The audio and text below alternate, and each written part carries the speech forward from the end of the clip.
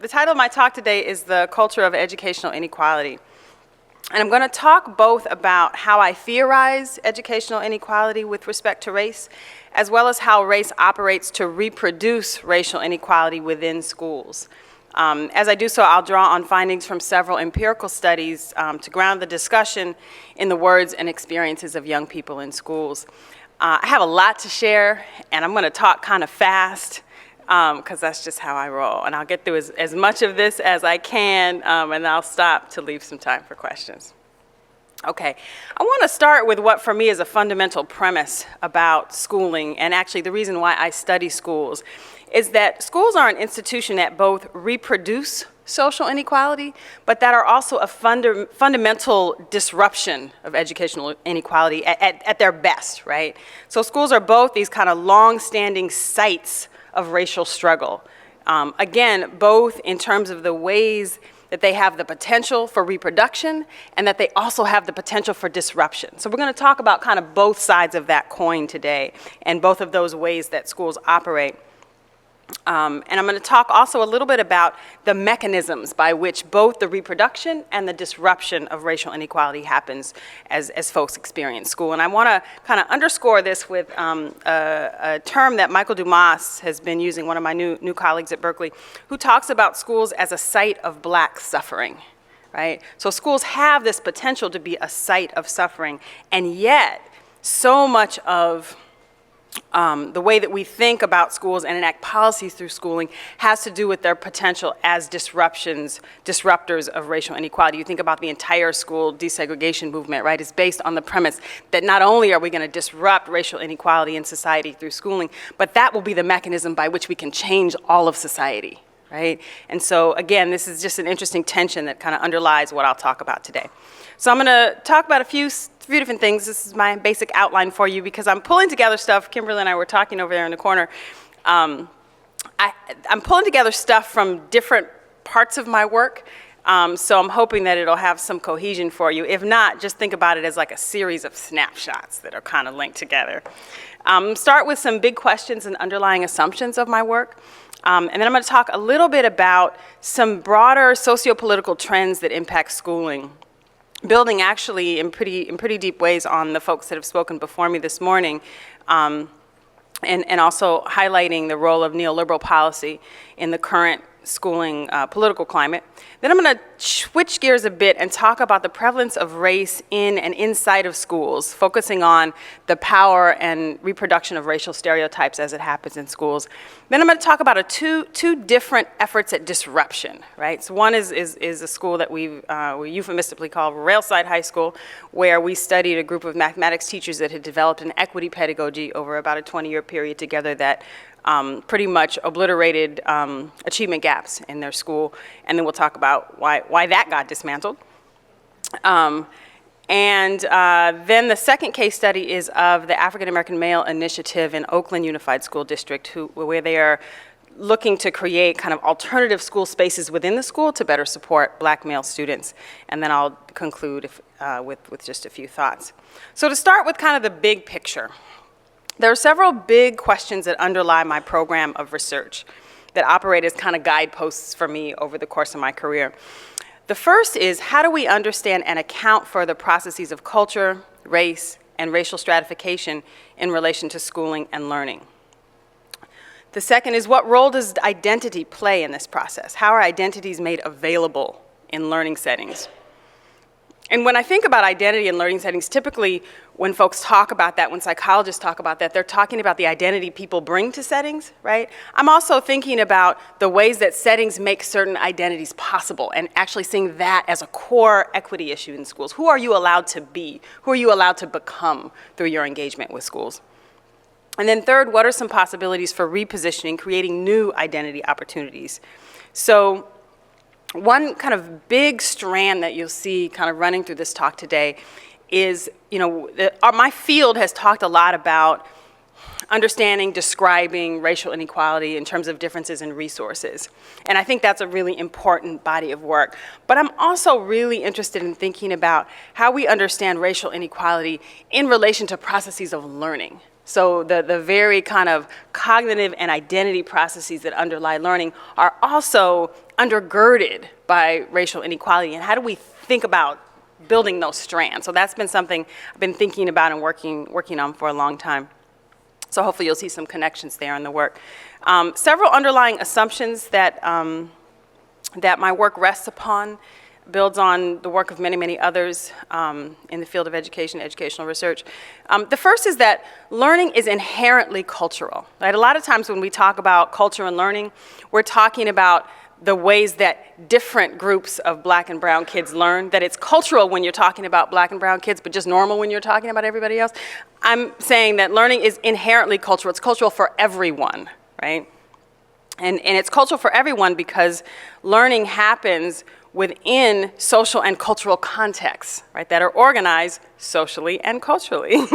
Takes place, it occurs within social interactions with others, right, peers, teachers, parents, siblings, and it occurs in the service of social and cultural goals.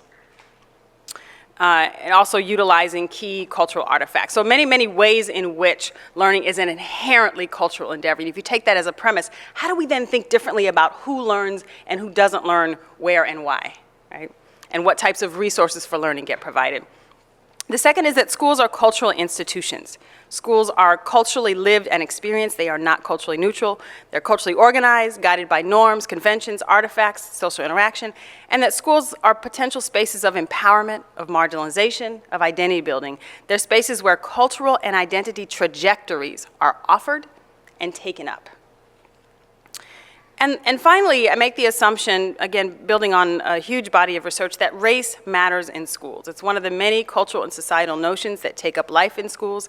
I argue that it does so in two key ways. One, because race constrains or enables access to quality schooling and quality learning environments. These environments are largely stratified by race in our country and in many others. And the second is that race matters in school because racial stereotypes are incredibly prevalent in schools. And I'll talk a lot about that as I talk today. When I talk about stereotypes, I'm thinking about them not as kind of static things that just exist and just are kind of there, but rather as cultural artifacts, as racial storylines. In other words, stereotypes are racial narratives or storylines because they are lived, used, invoked. We continue to produce them and reproduce them and resist them through our interactions with one another in schools on a daily basis. And that alive nature of it is really, really important. I also think about them as common ways of thinking and mechanisms of oppression, right? They're the artifacts that organize our perceptions and opinions.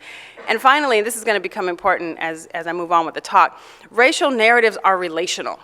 That is, negative racial stereotypes about African Americans and Latinos are intimately related to positive stereotypes about whites and Asians, right? What does it mean to have a group that is a model minority group? It says something about that group, but it also says something about what are the non-model minority groups, right? So these things are inherently racial in the way that we think about it and in the way that we operate. So most recently, I've been trying to think about, because I come from a field where we study kind of the micro processes of learning environments and of these identity processes in schools, and we think about the possibilities that get opened up or constrained in those spaces. But I've been trying to think about how we connect that to this idea of longer term trajectories, of big structures of inequality. How and where do those two things kind of come together, and how do we think about that? So I've been thinking about using this term learning pathways, and the picture there for me is very powerful. So I've been trying to think about how we conceptualize people's trajectories through schools as not just an accumulation of these moments of learning or of these moments of racialized interactions, but to think about the ways that schools set pathways for students and then move them along those pathways over time. And one of these pathways we've talked a lot about is a school-to-prison pipeline, right? Another pathway is a pathway that leads one to college and employment. So this metaphor of pathways comes for me from the work of anthropologist David Plath, who argues that our life trajectories can be captured with this metaphor of pathways. And he conceptualizes pathways as culturally constructed sets of choices, but to keep in mind that these choices are constrained. So there is this kind of individual choice thing happening, and yet your personal set of individual choices are greatly constrained by your social context and economic situation. So like this dirt road on the picture, you can think of a cultural pathway as a well-worn path. It doesn't fully and completely determine your direction, but it certainly facilitates a certain set of choices. And no one said you can't go off and walk through that grass, but it's certainly much more difficult to do so, right? So that pathway for me is a way of thinking about the ways our society structures certain outcomes and ends, but these are not totally deterministic. Wait, let me go back. One more thing I want to say about that is so we can think about schools as offering a certain well-worn path to Black students in particular. Again, not foreclosing all possibility, but ensuring that it takes a really strong effort to, for instance, try to chart your way through these trees. Okay, one more big theory slide before I move into some data. So I also think a lot about why it is that schools are so hard to navigate productively for African American students and other students of color. And this slide actually comes from a piece, a handbook chapter that two colleagues, Janelle Scott and Tina Trujillo, and I just finished, thinking about how do we, again, think about this connection between these broad sociopolitical trends in society and in districts and connect that up with the pathways that get opened up for kids or closed down, right? So we're thinking about these trends, and we argue in the piece that there are three broad sociopolitical trends that influence teaching and learning. The first, as Tom Shapiro was just talking about, is economic inequality and the bifurcation of wealth. We are in a moment of unprecedented and growing wealth inequality, right? Where the top 1% possess inordinate wealth, where the middle class has shrunk significantly and poverty is growing at alarming rates. With the shrunken safety net, families are increasingly unable to afford basic social needs. What does that mean for schools, right? Schools then are left to attempt to meet a greater demand in terms of student need and to compensate where society has failed. And so again, we see this construction of schools as having to be having to make up for places where society is falling short. Right? The second major trend is what feels like a bit of a tension, increasing diversity in the midst of increasing segregation. Right? We're also at a time where schools and neighborhoods are far more segregated than they were 20 years ago. White, Black, and Latino students increasingly attend schools that are racially homogenous and unequal with respect to financial resources, and in communities with greatly differing degrees of political, social, and economic capital. But at the same time, the teaching force is largely white. 82% of teachers in our country are white. The segregation in schools then is mirroring the segregation in communities and resulting in schools with higher concentrations of poverty, still staffed with white teachers, potentially unable to meet the linguistic and cultural needs of students. So again, you have this backdrop against which these processes of teaching and learning are happening in schools. The third is neoliberalism, which is a term that's used to talk about the marketized context of teaching and learning, which has been one of the kind of major movements in educational policy over the past couple of decades. So all of this, all of the economic bifurcation, the increasing segregation are happening in a moment where schools are increasingly embracing market-driven policies, including choice and charter school policies, alternative teacher certification programs like TFA, Teach for America, merit pay programs for teachers, and an increasing focus on standardization and culture-blind pedagogical approaches. These policies have had a dismal effect on access to high-quality schooling, have deprofessionalized the work of teaching, and have negatively affected teachers' abilities to teach in critical and deep ways. So in some ways, it's like this hidden handicap that's happening in schools, and much more in public schools than in private schools, where teachers and schools are increasingly focused on micro sets of skills to the detriment of teaching critical writing or critical thinking or deeper concepts in mathematics. These policies have also increased push-outs and dropouts as schools focus on test scores and raising test scores, right? And have happened alongside zero-tolerance policies, which Kimberly may or may not talk about. Underlying these trends, we argue, are three key frames for understanding the world.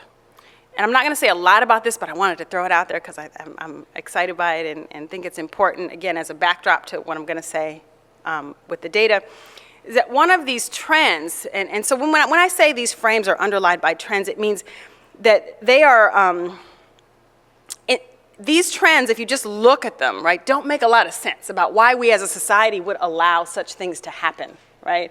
So the frames, and I'm building on Eduardo's work as well, the frames allow us to make sense of these trends in ways that rationalize them for us, right? The first frame is colorblindness, right? The idea that color and race doesn't matter in the world, right? And that's not it's not a key determinant of anything that matters.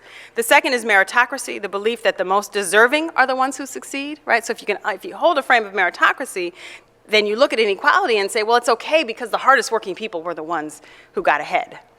And finally, neoliberalism, which is both a frame and a set of policies, right? As a frame, we think about it as a belief in standardization and market-driven approaches, a push towards smaller government, reduced government spending on social programs, this idea of kind of cutting the fat, right? And these three trends, importantly, are deeply linked. They're not just operating concurrent with one another, they deeply inform one another. So we argue in the piece that these three sociopolitical trends open up certain learning pathways to students and close down others and have deep implications for the kinds of learning environments that exist in schools. So let me turn now, shifting gears a bit, to thinking about the ways that race reproduces itself inside schools. And I'm going to focus in this section of the talk on this notion of racial stereotypes and storylines. And this is important for me in terms of, again, making sense. The prevalence of these racial storylines are one of the ways that we make sense of racial inequality in schools, the ways that we continue to reproduce it in schools. And this is kind of building on the work of Doug Massey and others who've argued that inequality is upheld both by the structures of unequal access and the ideologies that make that unequal access logical or seem logical, right? So this section then on racial storylines and stereotypes, you can read it, see it as one of the important processes that makes racial inequality in schools seem logical to us. Okay. So we know that in our society there are strong and long-standing racial stereotypes about intellectual ability, about who's good in school, and in particular about who's good in math. I forgot to say that there's a line of my work where I look at mathematics teaching and learning in particular, not because that the content is actually of particular interest to me, but because math is a place where these racial storylines are particularly strong, and it operates as kind of a gatekeeper content in school. Like if you're a math person, like you're really, really smart, right? So it's just kind of an interesting social construction. So in this study, we were concerned with, this study happened like right at the moment, I think about 2008, 2009, where our nation was in a moment where we were beginning to wonder if we were post-racial. Like, were we just in a really different kind of racial environment? Obama was being elected, all these wonderful things were happening. And so this study was to try to understand, are kids aware that racial stereotypes exist in this moment that we were purporting to be post-racial? And to what extent do kids hold or endorse racial stereotypes, right? And quite honestly, at the time, for me, that was an empirical question.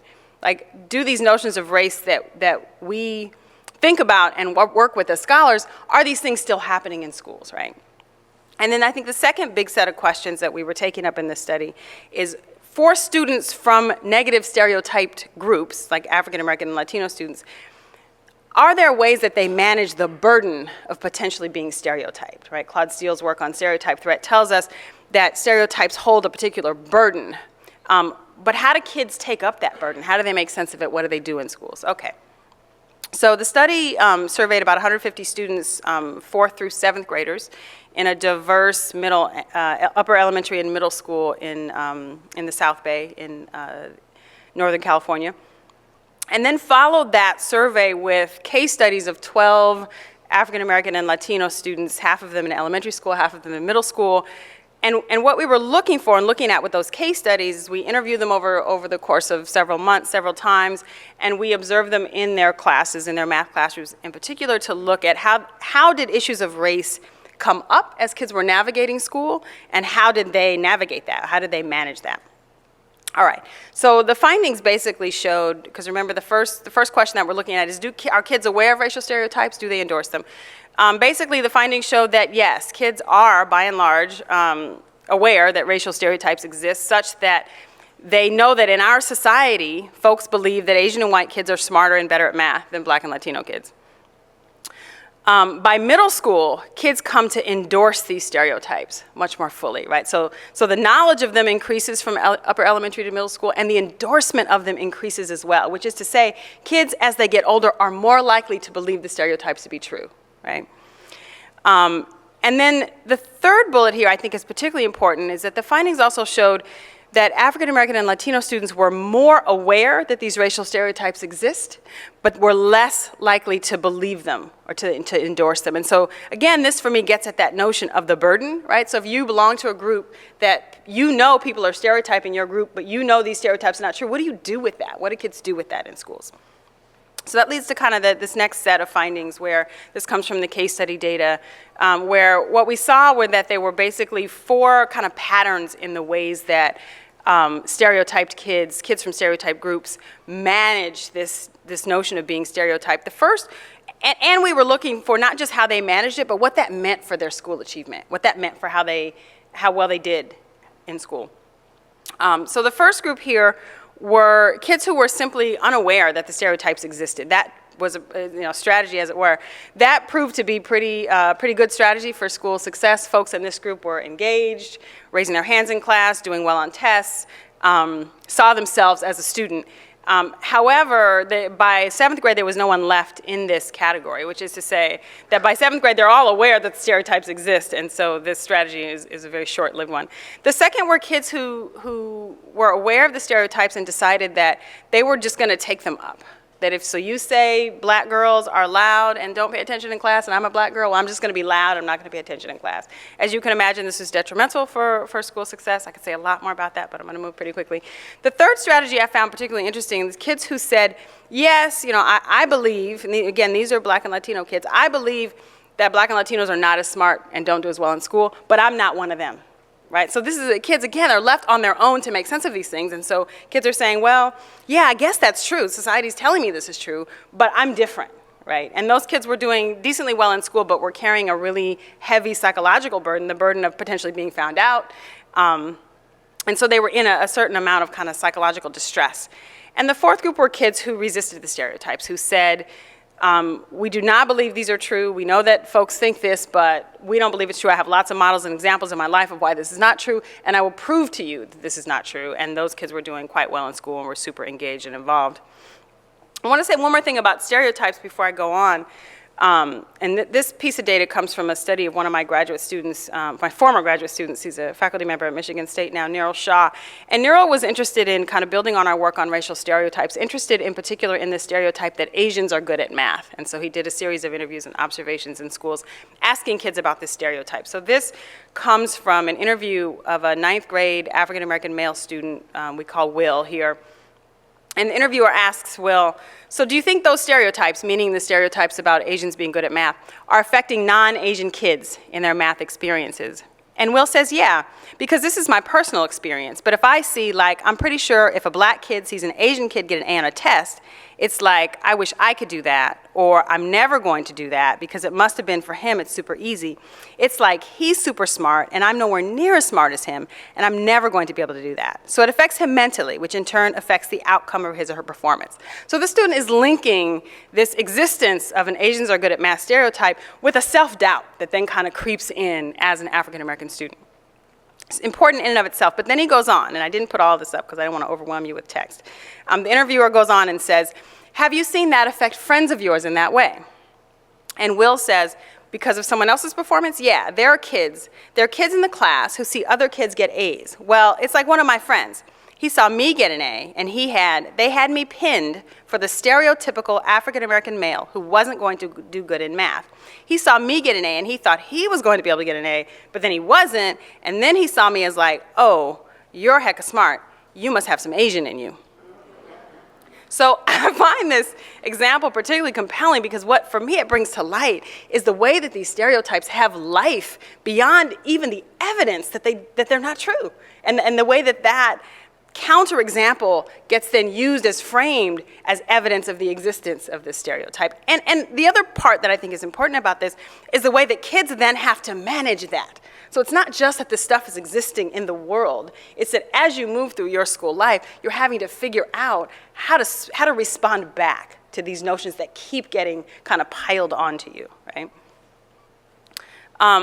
Let's see. So these data come from an interview study with African American students at the high school level, and just kind of point to the ways in which students see racism as being prevalent in school. They talked about the ways that their teachers had low expectations for the academic achievement, and not just for them personally, but for them as African American students, right? So students are perceiving that low expectations are linked to these notions of what teachers expect from them as Black students.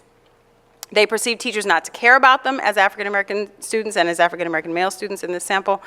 And they felt that they were frequently subject to racist stereotypes and unjust disciplinary actions. This issue of discipline is really, really salient and important in schools, and salient for a number of reasons. One, because kids feel it as a defining aspect of their school experience. And being harshly disciplined is part of what it means to be in school. And so even just figuring out how to keep yourself in class is actually a pretty big thing for students.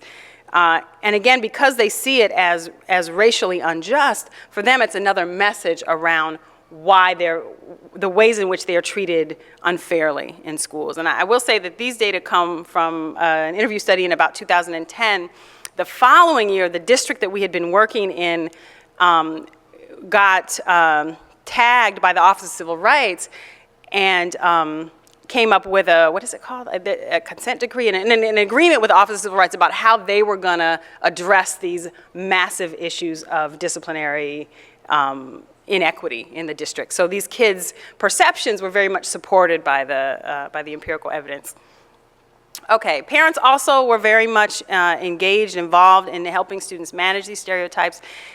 These data come from an interview study with parents of African American children. It was a study around racial socialization, and again, we entered the study, parents mirrored to us some of the things that we had been thinking about, which is parents said, I wasn't sure if I was still going to need to have this conversation about race with my kids. I kind of have a sense the world is different than it used to be, and maybe I don't have to tell them about discrimination, we don't have to talk about it. And invariably, the discussion happens when a kid comes home after having had some racial incident. Parents also talked about believing initially that schools were on their kid's side, like a mother who talked about a daughter who came home and said, Mom, this teacher really doesn't like me, he's really racist. And she told her daughter, no, what are you doing? You must be doing something in class. Let me go talk to the teacher. And she went and talked to the teacher and came home and said, you know what, you're right, teacher's racist. So now let's help navigate this a different kind of way.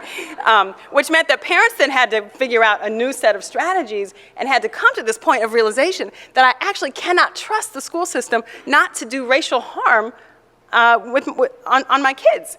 And so again, there's a theme here that in this post-racial era we are indeed not. I won't go through that in any more detail. So I want to talk about two, and I'll move through this pretty quickly so we can get to questions. Two efforts at disruption, meaning disruption of these kind of negative schooling environments. And the two examples I'm going to talk about are very, very different from one another. The first is a math department in an urban high school that over the course of a 20-year period created a very successful equity pedagogy in mathematics. And were thus able to disrupt racial achievement gaps in pretty profound ways. We just wrote a book about it. I'll put up the picture in a minute. And the second is a district-wide program in Oakland, California, focusing on supporting African-American male students, where the courses are much more around kind of culture and identity. So again, two really divergent approaches at this disruption. One focused primarily on academic content, the other focused primarily on identity and culture. So I know y'all are not maybe so interested in the math eddy parts of this, so I'm just going to give kind of the overview. Railside High School is an urban comprehensive high school in Northern California. The student population is 54% Latino, 21% Black, 17% Asian. 30% of the students qualified for free or reduced lunch, 25% are English language learners.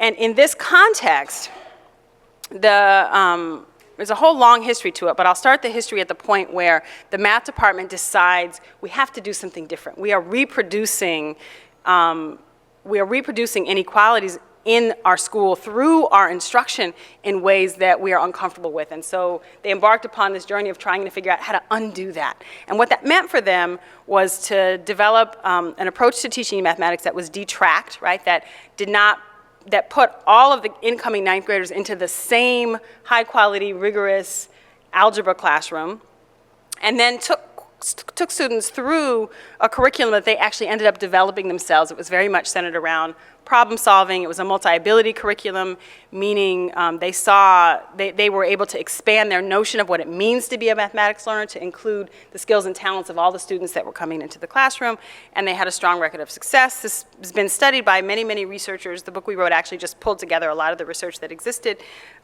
This table comes from some work by Jo Bohler and her team at Stanford, who did a 4-year study of Railside and compared it to 2 other local high schools, and showed, as you can see there, that students, that after 4 years, students at Railside were much more likely to pass the basic tests, were much more likely to take advanced math classes, were much more likely, much more likely to report that they liked math, and were much more likely to report interest in math-related careers. Importantly, as I mentioned, there was an elimination of gender and race-based gaps by the senior year. So over the course of 4 years, rather than increasing gender and race-based gaps, which tends to happen, this school was able to eliminate them. So how did this happen?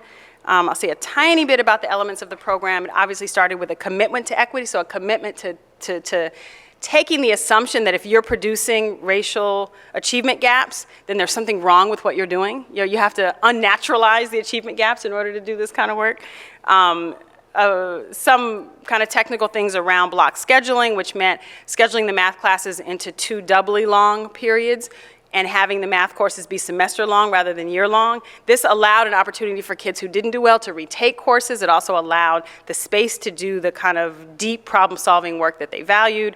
Complex instruction and group work are kind of particular teaching techniques that really focus on higher order mathematical problems rather than skills and applying formulas, and the development of a teacher professional community where they worked on the problems of practice together. And all of these elements are actually really important and work together to think about what equity pedagogy looks like. It has to be a concerted effort. One has to think about different ways of creating and delivering curriculum. And teachers need to work together to ensure that this work is sustained and that everybody's kind of on the same page.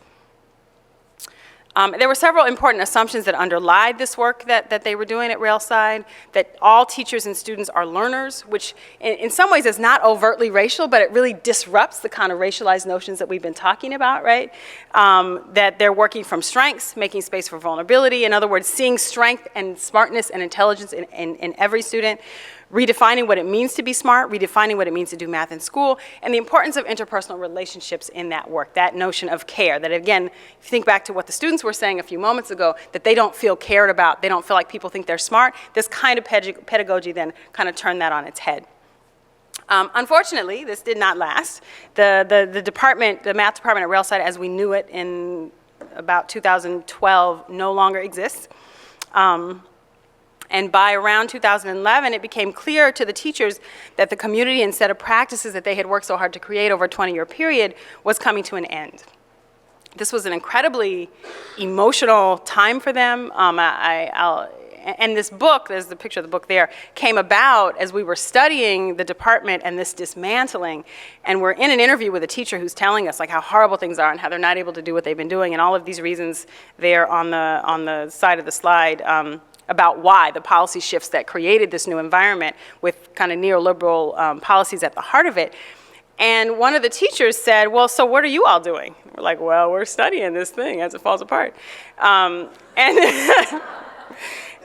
so the book came out of that conversation where he was like, well, you know, are you going to do something that's actually helpful? We're like, well, hey, maybe we should write a book.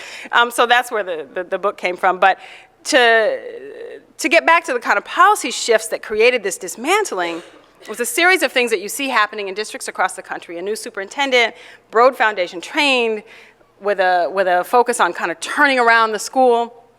And that resulted in a series of policies, including eliminating the block schedule, going back to a practice of tracking that was mandated by the district. So despite the fact that you're in a department that's having these wonderful results, the district is still saying, no, you have to do it this way. And interestingly, you have to do it this way because this is how we get to equity when we measure equity by test scores. So like the very notion of what we were moving towards is what caused this dismantling of a department that was already doing what the district was saying it wanted to have done. So teacher layoffs, increases in class size, and a choice enrollment system, right, that meant that the student population in this school changed not terribly drastically, but drastically enough that it meant they were getting more of the kids and were viewed as kind of the quote-unquote ghetto school. That's their words, not mine. This resulted in changes in classroom culture, a reduction in students' belief in their self and their peers, less time and bandwidth for the kinds of instruction that they had spent so many years perfecting. And it had a really strong effect on teachers' emotional engagement, where they felt like they could no longer be effective. It's an incredible loss in morale. And the 3 of the core teachers in the school left for other positions.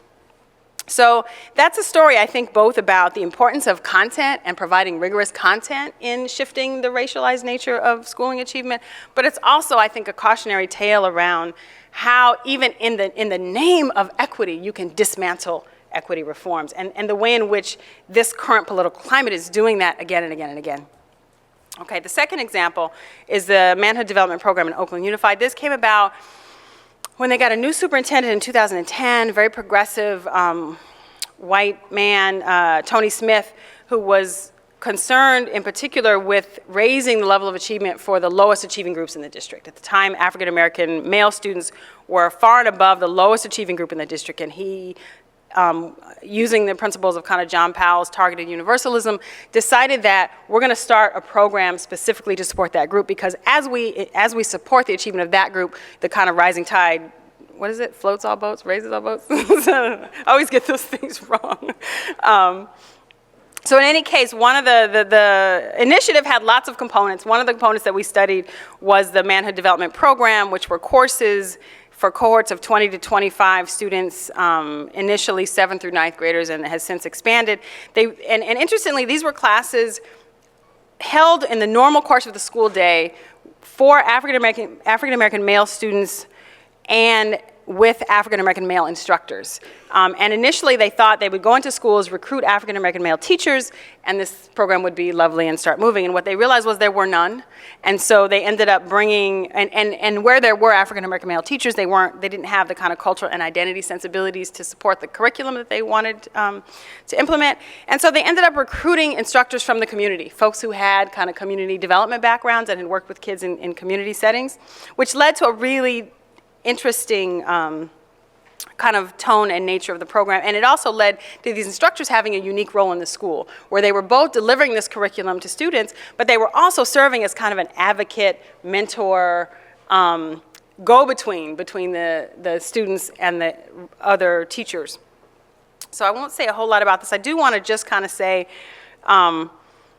obviously, black boys in schools are racialized and gendered in a particular kind of way. Black girls are also racialized, gendered, disenfranchised, and pushed out, and tend to be very much ignored with respect to programming and policy.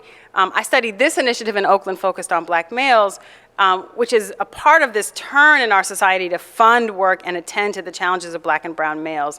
So hopefully Professor Crenshaw will talk a little bit about intersectionality to put some of this into perspective. So what did we find? Our study was focused on looking at what happened in these classes.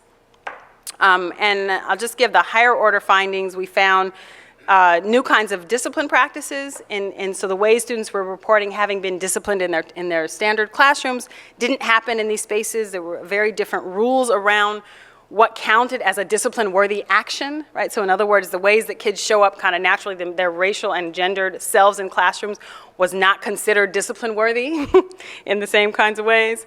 I'll give you just a quick example of that, where it's one of the classrooms, it's the first day of class, and the instructor, who's relatively young compared, to other teachers the students had experienced, is giving his spiel about what this class is going to be about. Welcome you all, we're so glad you're all here, you're leaders.